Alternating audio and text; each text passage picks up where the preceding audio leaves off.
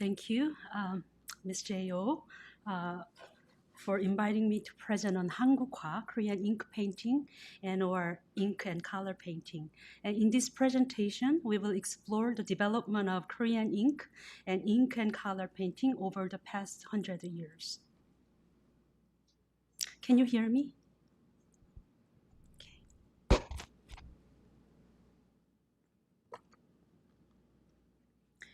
Korean ink painting is known by several names. It is called sumukwa, meaning ink and wash painting, or sumuk 채색화, when ink is combined with color.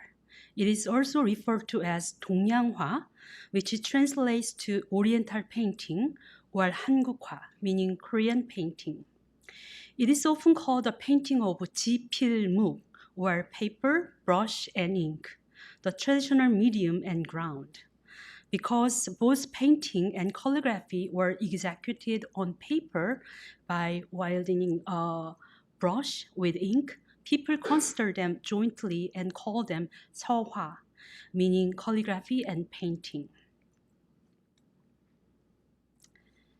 지 means paper, the ground of Korean ink painting, and paper making started in Korea during the Three Kingdoms period, that is 55 BCE to 668 CE.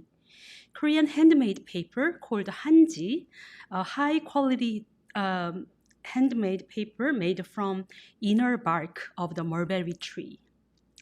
Hanji is known for its durability, absorbency, and soft texture, making it well suited for both ink painting and color painting. And it is famous across Asia for its white color and extreme durability. It was prime export to China on tributary mission during the Joseon dynasty, that is 1392 to 1910. While ink painting requires highly absorbent paper, which allows for clear brush strokes, for the color painting, paper or silk with low absorbency is preferred because the surface is treated with animal glue or agyo before applying pigment or ink. Pil or ink brushes are paint brushes used for painting and writing in Korea and other Asian cultures. Brush handles are usually made of bamboo, and brushes differ greatly in size, texture, and bristle materials. Brushy bristles are made from the hair of animal, such as goat, weasel, pig, mouse, horse, or rabbit, or from a combination of hair from different animals. Brushes made from goat hair are often used for smooth, flowing strokes, while weasel or rabbit hair brushes provide greater control and precision. Depending on the sources, the hair texture can be soft, mixed, or hard, and their lengths and thickness can vary.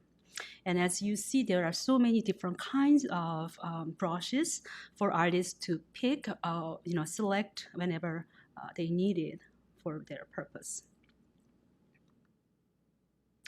Muk or mok is the main medium of Korean ink painting. In the West, it is known as Chinese or Indian ink. Muk is made of soot from incinerated pine mixed with a binder, such as water and animal glue, and is dried into small sticks. The objects on the right are containers for holding ink. The liquid ink, after grinding the ink, it was stored in ceramic containers for use. Muk then must be grounded in a circular motion with the water on a 벼루 or inkstone until the desired concentration is attained, depending on the amount of water and the type of brush strokes. Varying shades of black and gray can be conveyed, enriching the visual tones and expressions. Although subject to water damage, the ink is light-fast, which permits the preservation of large body of ancient and historical works. In Korea, the earliest extant painting is in ink or found as murals on 4th century Goguryeo tombs. Ever since, ink has been an essential medium for calligraphy and painting. For color painting, natural mineral pigments such as white lead, red ochre, cinnabar, indigo, ultramarine, malachite green, and gamboge are used. However, in modern times, non-fading synthetic pigments have also become common. In the early 20th century, contact with the West and the Japanese colonization of Korea, which is from 1910 to 1945, both played important role in the modern conceptualization and valuation of Korean arts. When Western-style painting was introduced to Asia, the Chinese began to call their ink or ink with color painting guohua, meaning national painting or native painting, as opposed to Western-style painting or xianghua. Likewise, the Japanese used the term Nihonga, literally meaning Japanese painting, for modern painting with traditional Japanese artistic convention, techniques, and materials. Koreans use the term Joseonhwa to specifically refer to Korean ink painting. However, a new term, 동양화, meaning Oriental or Eastern-style painting, more broadly referred to traditional ink painting in Korea under the Japanese colonial rule. The term was first coined in 1888 at the Kyoto Prefecture School of Painting, present-day Kyoto City University of the Arts, to refer to East Asian painting, which refers to Chinese painting and Japanese painting as opposed to Western painting. Originating during the Japanese Meiji period, this term officially used in Korea at the Joseon Art Exhibition in 1922 distinguished East Asian ink painting from Western-style painting, termed 서양화. Sponsored by the Japanese colonial government, the Joseon Art Exhibition was the first public venue in Korea in which artists submitted their work for juried competition. It became very influential in shaping aesthetics, taste in Korean art for the next 22 years until it officially ended in 1944. The exhibition first consisted of 3 categories. 1. Eastern-style painting. 2. Western-style painting and sculpture. And 3. Calligraphy. Through this categorization, painting and calligraphy, which were referred as 허화, were for the first time separated and were never reunited. In 1932, the calligraphy category was closed, while a new category of crafts was added instead. At the time, both Korean and Japanese painters who resided in Korea could submit their paintings in the traditional style and medium of ink and color to the category of 동양화, which did not necessarily refer only to traditional Korean painting. Defined loosely as Eastern-style painting, the term 동양화 continued in use even after Korea's liberation in 1945.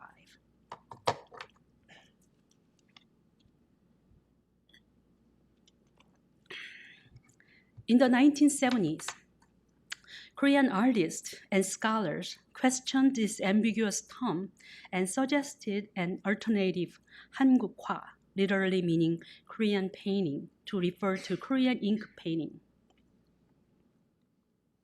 The term was adopted by the Ministry of Culture and Education in the early 1980s, and in 1982, the Korean National Art Exhibition replaced the category of 동양화 with 한국화. In 1983, the term 한국화 was used in revised government textbook for middle and high schools.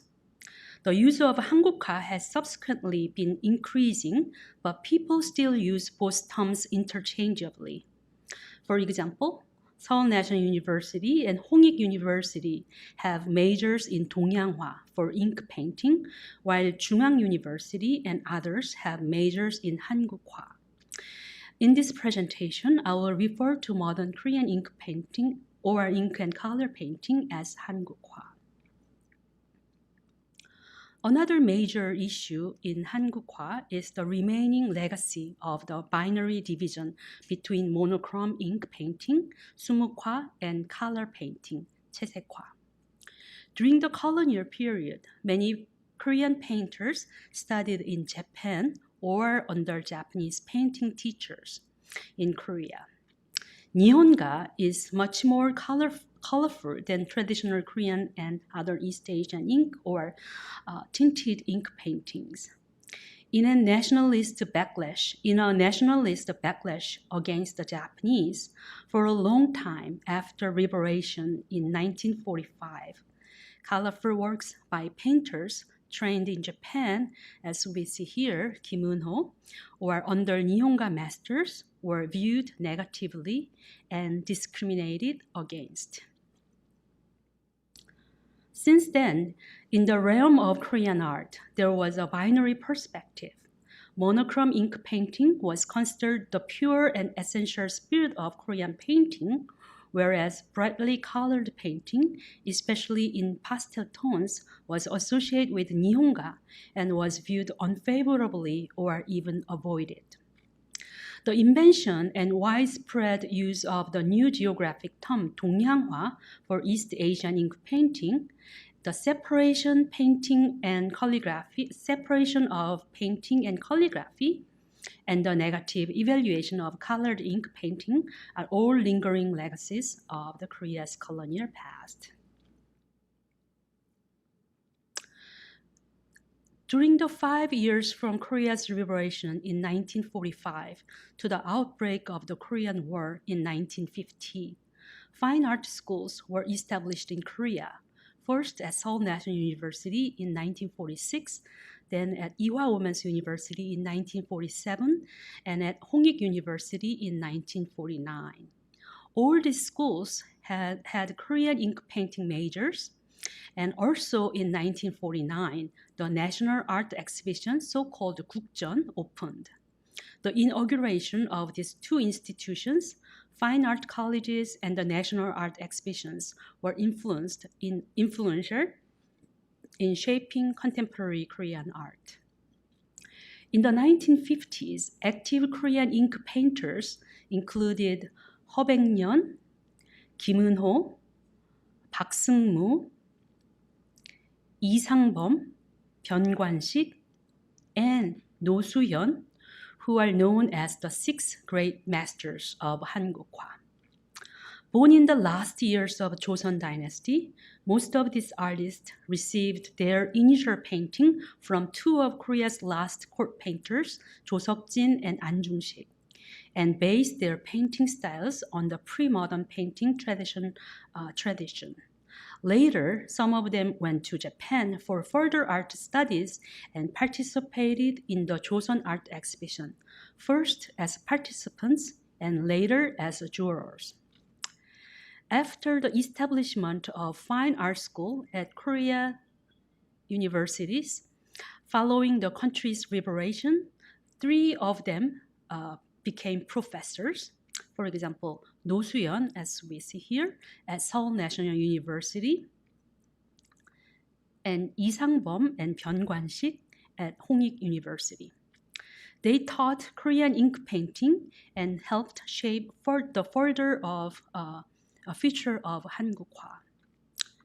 And except for Kim Eun-ho, who specialized in figure painting, portraits and figure paintings, all the masters specialized in landscape, and by the end of the 1950s, they had established their own distinctive landscape style, reflecting their particular views of nature. One of the most favored paintings by Korean viewers in modern times have been Lee Sang-bom and Lee Sang-bom's landscapes. They do not represent any particular sites, but rather depict a typical Korean countryside that people can easily identify with.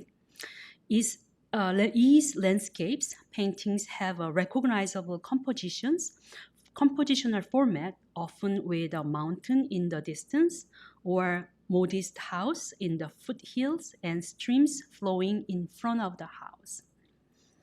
These quick and liberal yet sleek brush strokes give colors to the seasons, a light bluish wash for summer and a yellowish wash for fall. They are sentimental, sensitively executed, and undemanding, thus easily accessible and easy on the eyes.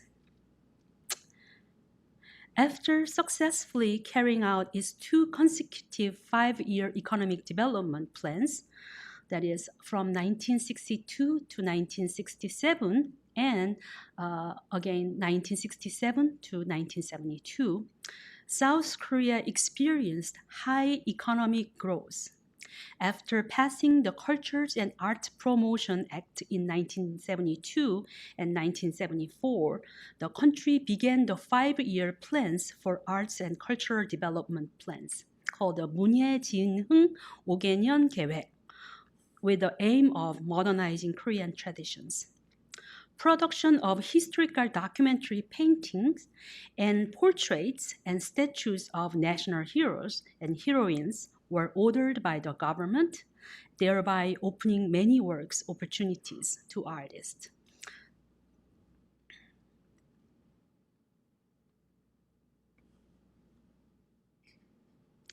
Figure paintings were created with attitudes of decolonization and nationalism, which were dominant portraits driving cultural ideology after liberation and the Korean War.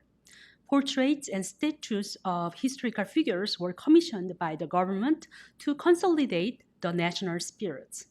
This effort is exemplified by Jang Woo-sung's his portrait, Admiral Lee Sun-shin, on your left, and celebrated as a national hero for his victories against the Japanese Navy during the medieval Japanese invasion of Korea from 1592 to 1598. Admiral Lee Sun-shin, wearing the former Joseon dynasty official uniform with the military patches of 2 tigers, sits on a chair covered by a leopard skin, symbolizing his bravery and meritorious status. In this portrait, Jang, a former disciple of Kim Eun-ho, who had been stigmatized as a pro-Japanese artist, intentionally avoided any Nihonga techniques learned from his teachers. He instead returned to the traditional portrait painting style of the Joseon dynasty, including emphasizing the brush strokes on the folds of garments and using primary colors, which are traditional in Korea, which displays his conscious effort to decolonize his work. Lee Hwa-ja, on your left, is another painter who dedicated herself to the development of traditional Korean color painting. She continuously sought this essence of Korean painting, stating that her lifelong artistic inquiry was, what is Korean painting?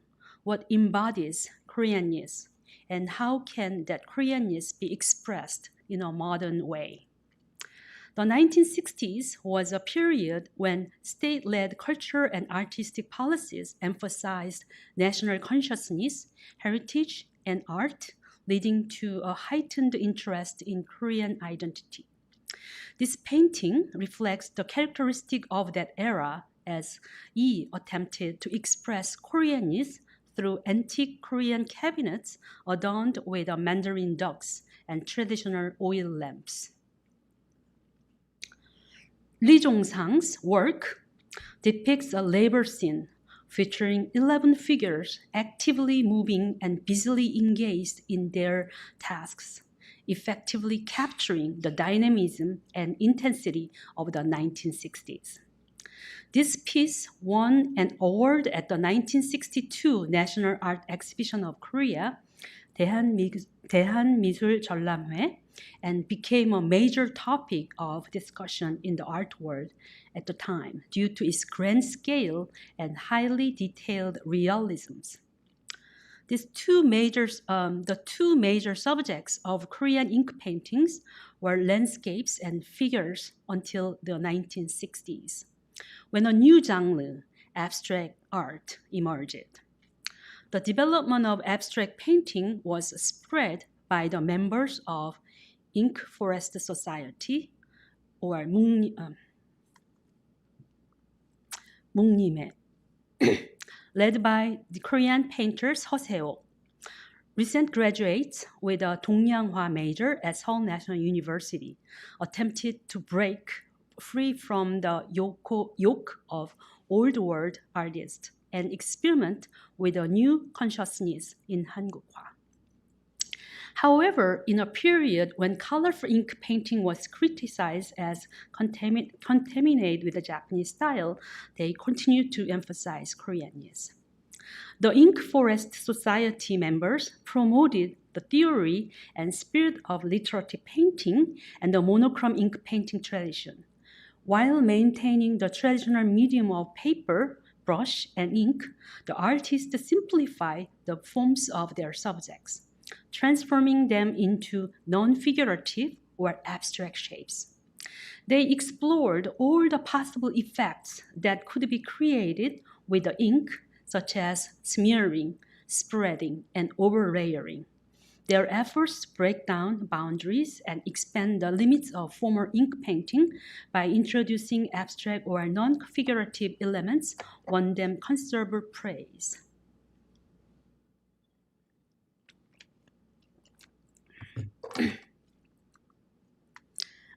Other artists began to explore new approaches. An Sang-cheol, for example, moved away from concrete forms in his paintings, attaching colored stones to packaging paper instead of traditional hanji. The stones in his works visualize the flow and vitality of nature, reflecting a gesture to rediscover the purity of pre-modern times. His close relationship with the Western painting groups experimented with art informel in Korea influenced this shift. As named his works the Young or Spirit series, explaining that they pursue the word of Young, the spiritual essence of traditional East Asian painting. So I'm talking about this, I'm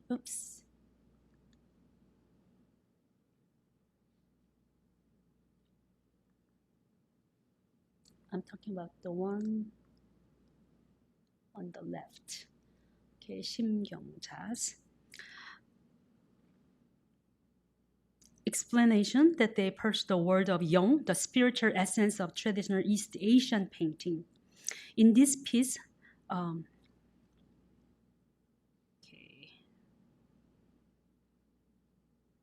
okay. Oh well, I think I haven't finished. Oh, this one. As and named his works the Spirit or Young series, explaining that they pursue the word of Young, the spiritual essence of traditional East Asian painting. In this piece, stones are attached sporadically to the upper and middle layers, and the surface is imprinted in a way that reveals the stones embedded in the middle layer. The interplay between densely clustered stones and empty spaces, protruding and hidden stones, as well as the darkness seen through the tone holes, added a sense of depth and tension to the work. Okay. 심경자 also experimented with a new approach. She used a collage technique in which she took ink drawings of cross sections of cut trees, old coins, 떡살, or traditional rice cake stems, and 다식판, wooden molds for traditional sweets. Then painted and cut them out before assembling them onto a single canvas. Through this process, she created unique forms that had not been seen in traditional ink paintings. Her work encapsulates nature, tradition, and the traces of time, offering a distinctive visual language beyond conventional Korean painting. Another artist, Kwon Young-woo, also dedicated himself to experimenting with new forms. As a member of the first graduating class of the Department of Oriental Painting at Seoul National University, he began challenging conventions in the mid-1960s. Moving away from the essential elements of traditional East Asian painting, ink and brush, he started creating works solely with paper. In this piece, he carefully and repeatedly tore hwaseonji, traditional Korean mulberry paper. Through this repetition of this act, the delicate white variation formed by layering and pressing the paper, and the flatness emphasized by the materiality of the paper itself, he explored a new aesthetic. He argued that the whiteness of hwaseonji is entirely distinct from the whiteness of oil paint, possessing a unique, embellished beauty devoid of oiliness. This aesthetics, according to him, is deeply connected to the distinctive view of nature and spirituality in Korean art, reinforcing his philosophy of the aesthetic of whiteness. In the 1970s, a generation change of artists took place in Hangukwa. The artists who have been educated and active under the Japanese colonial regime passed away and were followed by a new generation, many of whom were educated at first art schools in Korean universities. These artists include Jo Pyong-hui, Song Sunam, Lee Jong-sang, Lee Chol-ju, Park Tae-sung, and Oh Yong-gil, who were in their 30s and 40s in the 1970s. They had a new perspective on landscape painting. Departing from conceptual landscape, they went outdoors to sketch and experience nature and expressed artistic inspiration and captured their impressions. Some artists traveled to famous mountains, tourist sites, or historical sites across the country and captured majestic and splendid scenery, while others went to rural villages, suburbs, and forests and depicted quiet impressions of the countryside. At the same time, Korea in the 1960s and 1970s went through its fast and aggressive urbanization. City population grew rapidly, and the housing shortage became a serious social issue. The Korean government built thousands of apartment complexes to supply mass housings for its citizens. Developed by the government, erected by private enterprise, and without any participation by creative architects or much aesthetic sensitivity, the typical Korean apartment was simple and regularized and nicknamed matchbox. For artists, this urban culture and its constant and continuous cycle of construction, demolition, and reconstruction became a fruitful theme through which to reflect on changes in society. And this gave rise to a new Korean genre, urban landscapes. In the realm of ink paintings, painters recorded the cityscapes in ink as seen in the City series by Moon Bong-sun, And these paintings depicted everyday urban scenes while emphasizing the materiality of the ink rather than emphasizing any lofty spirituality as in traditional landscapes. Meanwhile, young artists focused on hidden back streets of the bustling city as a major theme in their work. These emerging artists paid particular attention to 달동네, hillside shanty towns, where houses were densely packed on mountain ridges or slopes, as you see here.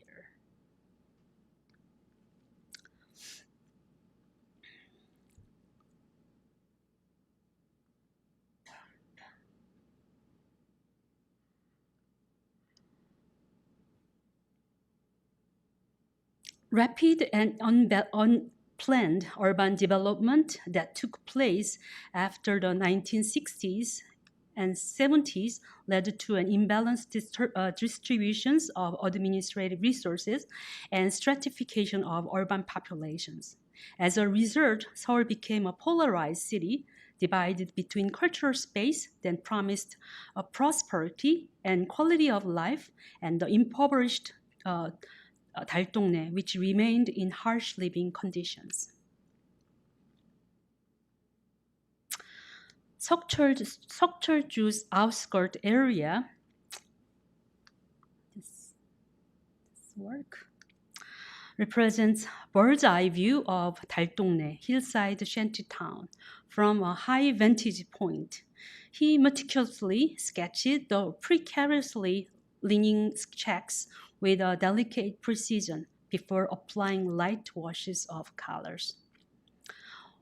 오숙환, on the other hand, depicted the memory of finding solace in the sight of the glowing lights of a hillside shantytown at night, a view distinctly different from its daytime landscapes. She used the empty spaces between ink strokes to depict the lights. Through these techniques, she captured the shimmering moments created by the interplay of darkness and light, and her goal was to convey a sense of comfort through her painting. Another group of Hangukwa painters began to look to colorful folk paintings or religious, shamanistic, and Buddhist arts for their subjects, aesthetics, and styles.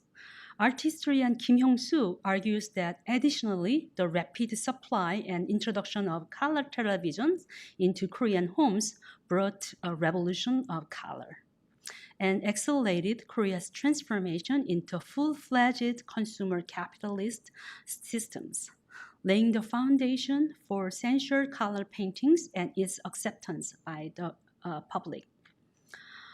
Also, artists specializing in color ink painting taught Korean ink painting in universities and trained students who now were more accepting of colorful paintings. Art critics and historians agree that Park Sang-kwang was at the center of the boom of color painting in the 1980s. Trained in Japan, Park Sang-kwang sought to Koreanize his colorful ink painting. In the 1980s, when he was in his late 70s and 80s, he succeeded in creating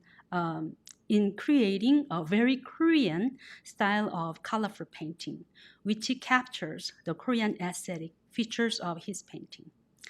Park chose traditional Korean subjects from history, Buddhism, and shamanism, and he used the striking primary colors of red, blue, yellow, green, white, and black, which usually you see in 단청, and he outlined his subjects in thick red strokes.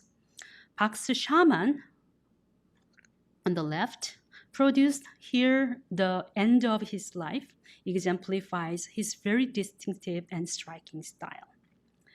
전봉주, on his right, is one of Park Sang-kwang's representative historical paintings from his later years. At the center of the composition, 전봉준 fiercely stares straight ahead, his eyes wide open, To the left, peasant soldiers dressed in white fire arrows and cannons at government troops. An intriguing aspect of the painting is the figure carried on Jeonbong-jun's back.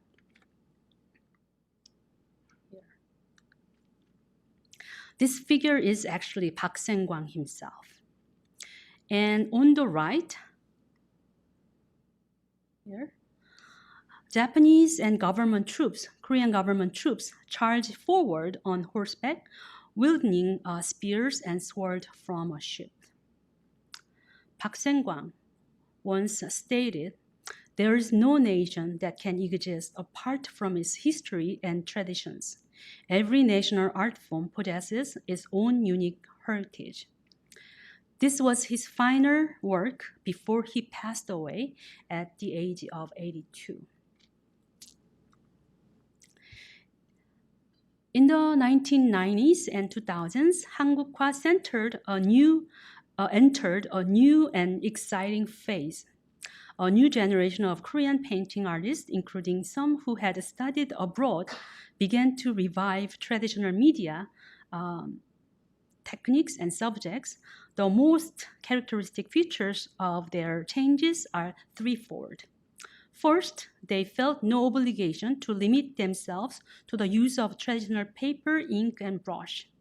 Instead, they expanded their media and techniques to acrylic paint, photography, video, digital, and installations. Their grounds also expand to include such things as cotton cloth canvas and television or computer monitors.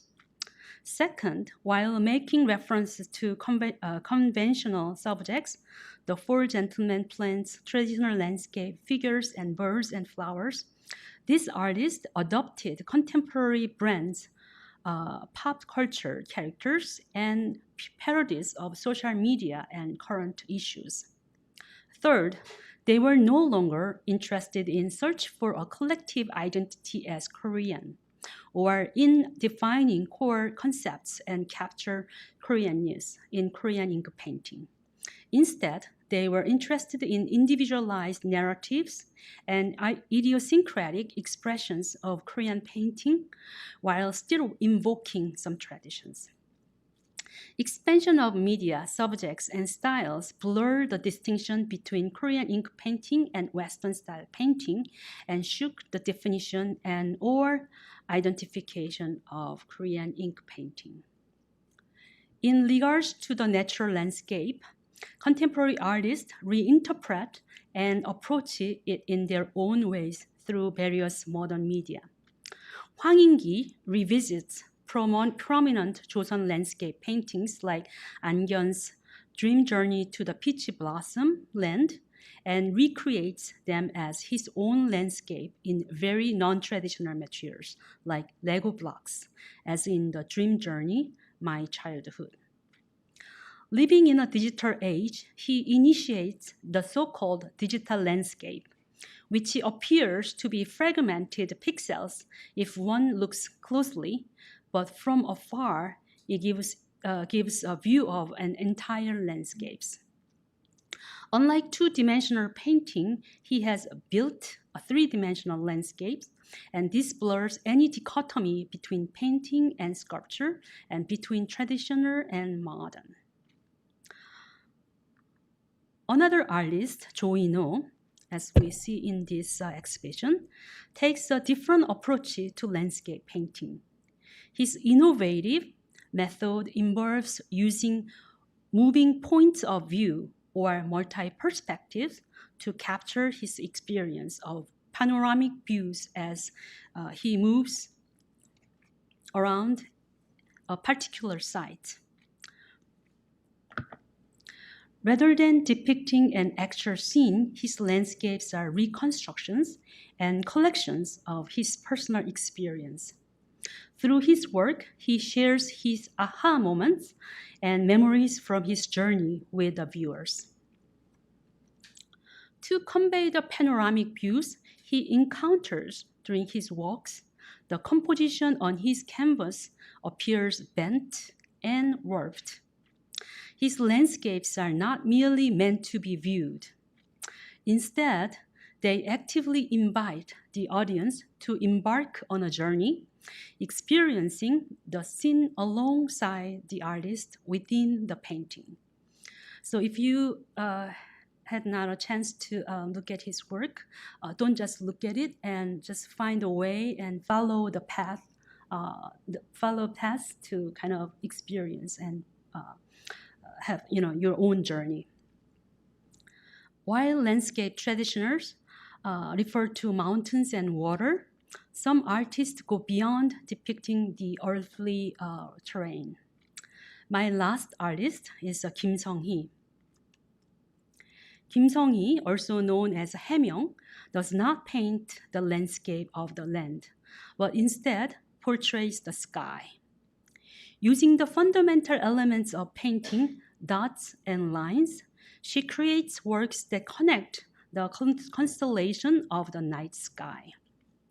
By reinterpreting the traditional ink painting techniques in a contemporary way, she captures the birth and demise of stars.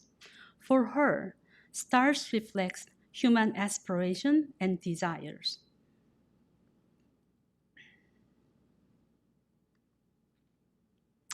Building upon this foundation, she incorporates flowers and colors, introducing new layers of introspection and modern interpretation. She captures the fleeting yet radiant moments of blossoms such as cherry blossoms and acacias, portraying both the transience and beauty of life. As Haemyeong once said, all constellations are unique and beautiful. Each constellation blooms with its own radiant and distinctive flowers. These flowers, which blossom for a brief moment before fading away, symbolize survival. I feel the novelty of every moment.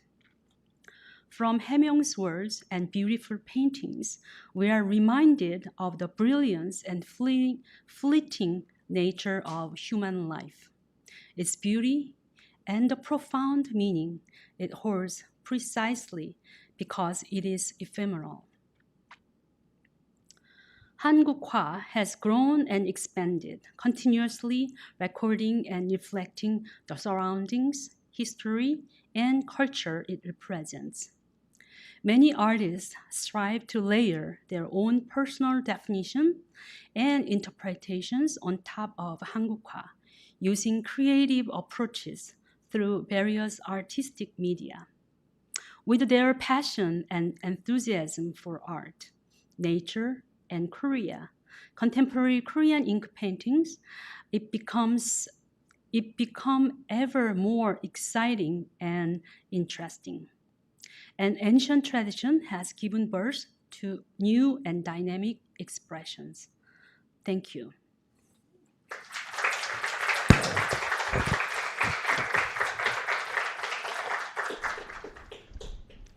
If you have any questions, you can raise your hand and we'll bring you the mic.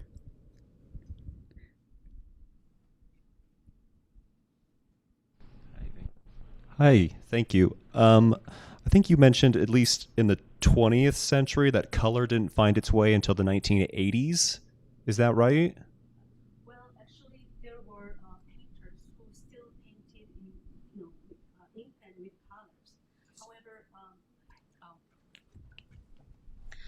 However, until 1980s, they had some kind of like negative views on this color kind of paintings. Because of the occupation? That's correct. Yeah, because for example, while Seoul National University professors kind of emphasize the pure mok or ink paintings and went to that direction, the Park Sang-kwang, and I didn't show the painting, but Chun Kyung-ja, another female painters who taught at Hongik University.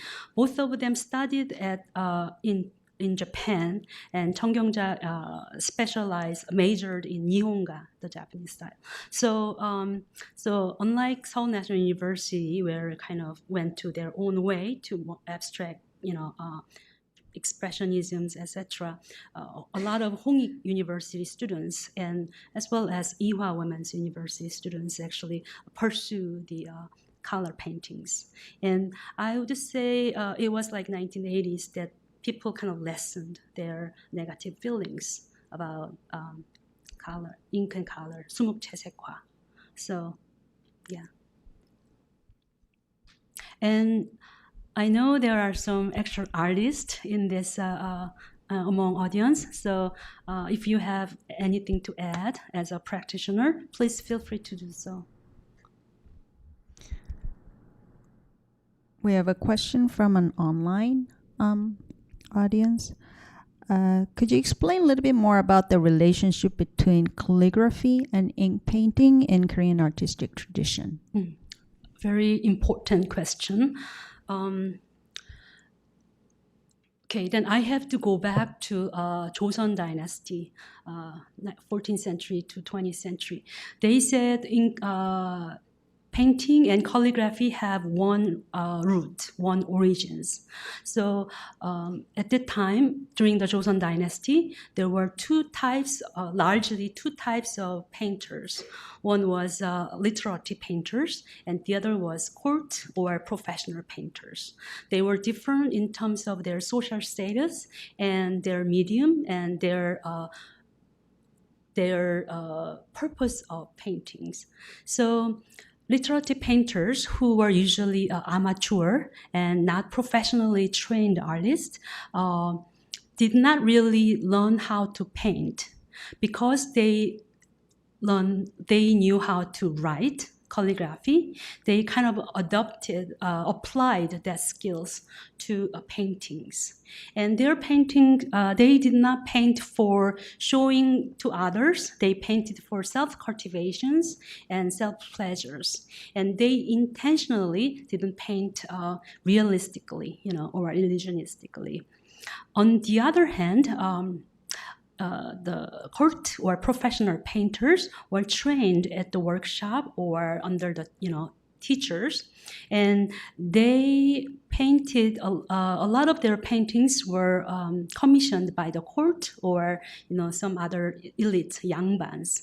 So they painted for decorations or for recording or portraits of kings or meritorious officers. So however, even though they know how to paint and color the work, they are not necessarily know how to write. So they didn't need to actually write their signatures or names on their commissioned work. So for them, calligraphy and painting were two different things. So 서화 or calligraphy and painting were actually for the elite literati painters. And so that was during the Joseon dynasty. However, this separation actually happened in 1920s when after the Joseon art exhibitions. So nowadays, painters, not necessarily, even though they know how to write calligraphy, not necessarily they are good calligraphers.